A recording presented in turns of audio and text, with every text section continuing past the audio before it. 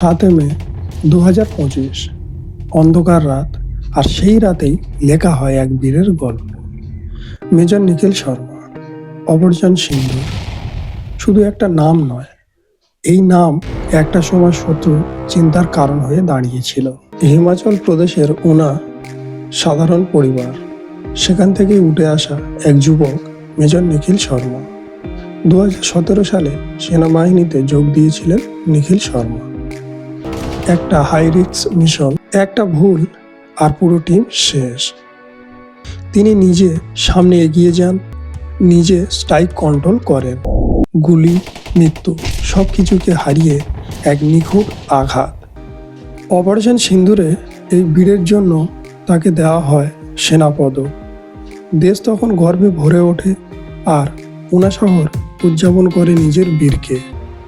আমরা যখন ঘুমাই তখন কেউ একজন জেগে থাকে, আমরা যখন নিরাপদ তখন কেউ একজন মৃত্যুর সামনে দাঁড়িয়ে থাকে। তিনি শুধু একজন সৈনিক নন, তিনি ভারতের গর্ব। এমন বীর সন্তানের জন্য একটা সাবস্ক্রাইব ও লাইক করতে ভুলবেন না। এই দেশ বেঁচে আছে এমন বীরদের জন্য।